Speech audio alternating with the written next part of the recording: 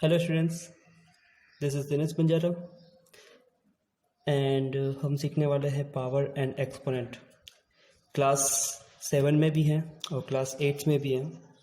तो पहले हम इसके रूल्स देख लेते हैं। पहले सबसे पहले हम देखते हैं एक्सपोनेंट क्या होता है। अगर आपके पास कुछ इस तरह से लिखा हुआ है तो इसे हम कहते हैं एक्सपोनेंट फॉर्म, जिसमें ये जो नीचे जो दिया हुआ है वो है आपका बेस है और ये जो ऊपर दिया हुआ है वो है पावर। इसका मतलब होता है कि 2 into two into two 3 times. Okay, जैसे कि एग्जांपल एक और लिख लेते हैं। अगर आपके पास दिया हुआ है a की पावर 5 मीन्स a कितनी बार आएगा? 5 टाइम।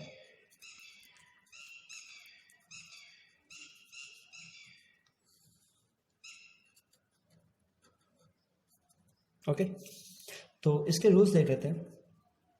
तो rules of power, first rule है कि अगर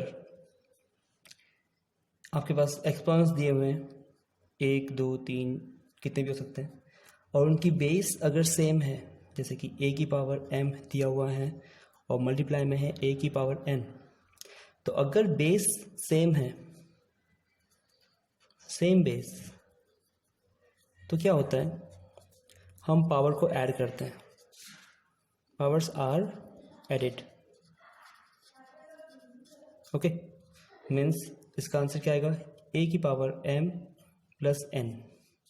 एग्जाम्पल देख लेते हैं कि अगर 2 की पावर 5 दी हुई है इंटू 2 की पावर 2 दी हुई है, देन हम क्या करेंगे, बेस सेम है तो 2 को एक बार लिख देंगे यहाँ पर, और पावर कितनी है 5 और 2, तो दोनों को ऐड कर देंगे 5 प्लस 2। आंसर कितना आएगा? 2 की पावर 7। अब ऐसा क्यों हुआ?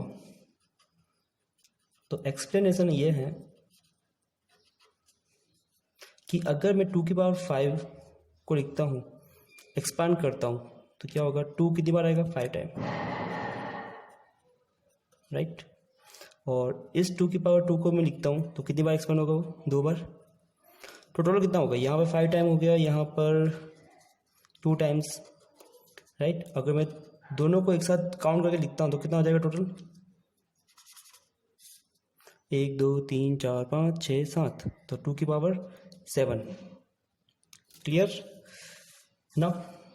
दूसरा रूल देखते हैं कि पहला रूल क्या था कि मल्टीप्लाई में हो और बेस सेम हो तो पावर क्या होती है? ऐड होती है।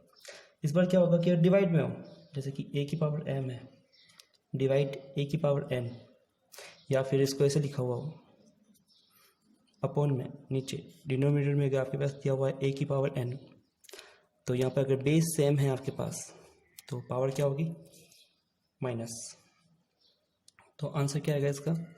a की power m minus n। Clear? Example देख लेते हैं कि 5 की पावर 3 दी हुई है, डिवाइड में है 5 की पावर 2, तो आंसर क्या आएगा?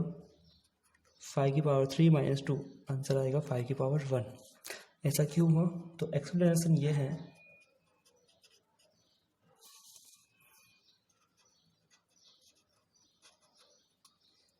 कि 5 की पावर 3 अपॉन 5 की पावर 2 को अगर हम एक्सपांड करते हैं तो 5 ऊपर कितनी बार आएगा? 3 बार, और नीचे कितनी बार आएगा? 2 बार।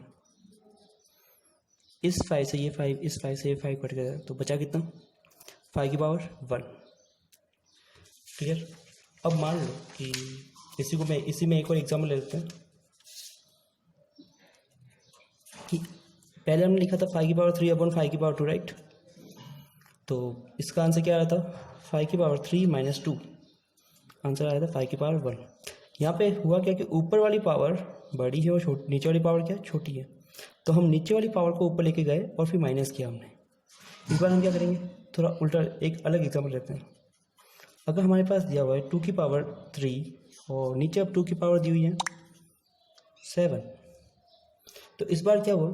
नीचे वाली पावर जो है ना वो क्या है? हमारी बड़ी है, तो हम माइनस तो करेंगे लेकिन छोटी पावर को नीचे लेके जाएंगे। अब तो क्या हो जाएगा? 2 की पावर 1 अपॉन 2 की power 7 minus 3 is equal to कितना हो जाएगा? 1 अपॉन 2 की पावर 4।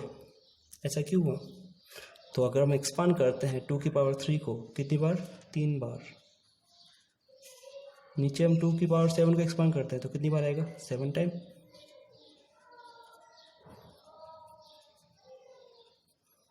ठीक है, अब कट आउट कर लेते हैं, जो कैंसिल आउट हो गए उनको कैंसिल आउट कर दिया। आंसर कितना आएगा, तो ऊपर कुछ भी नहीं बचा मीन्स 1 है, और नीचे कितनी बार 2 बचे हैं, 1 2 3 4, तो 2 की पावर कितना हो गया, 4। क्लियर। नाउ थर्ड रूल कि अगर इसे हम कहते हैं power of power, power of power means क्या, अगर a की पावर m है और ब्रैकेट के बाहर पावर n दी हुई है, तो जब हम ब्रैकेट को ओपन करते हैं तब ये पावर क्या होती है, अंदर मल्टीप्लाई होती है कुछ इस तरह से। ठीक है, एग्जांपल देख लेते हैं। a की पावर सपोज हमारे पास दी है 5 और बाहर पावर दी है 2, तो अगर हम एक्सपांड इस ब्रैकेट को ओपन करते हैं तो a की पावर क्या होगी, 5 इंटू 2, a की पावर कितनी हो गई, 10। अब ऐसा क्यों हुआ, तो एक्सप्लेनेशन हम देख लेते हैं कि a की पावर 5 है और उसकी पावर कितनी है, 2 है। हमने देखा कि बाहर जो पावर होती हैं हम अंदर वाले को उतनी बार लिख सकते हैं, मीन्स a की पावर 5 को हम कितनी बार लिखेंगे, 2 बार।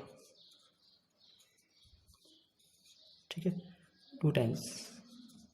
Now you know that first rule हमारा जो था कि अगर बेस सेम हो तो पावर क्या होती है, ऐड हो जाती है। तो 5 + 5, a की पावर कितनी हो गई, 10। क्लियर। एक और देख लेते हैं, हमारे पास रूल जो है कि अगर ब्रैकेट में अगर 2 टर्म्स दिए हुए हैं, 2 अलग बेस है हमारे पास और ब्रैकेट के बाहर कोई पावर है, तो जब हम ब्रैकेट ओपन करेंगे तो ये जो पावर है वो दोनों पे डिस्ट्रीब्यूट होगी। दोनों पे डिस्ट्रीब्यूट कैसे होगी, तो a की पावर m हो जाएगी और b की पावर क्या हो जाएगी, m। सिमिलर अगर a/m दिया होता, a/b दिया होता सॉरी, और पावर m दिया होता, तो जैसे ही ब्रैकेट ओपन होगा ये पावर दोनों के ऊपर जाएगी। ठीक है, जैसे कि a की पावर m और अपॉन b की पावर m। तो ये थे rules of power and exponent.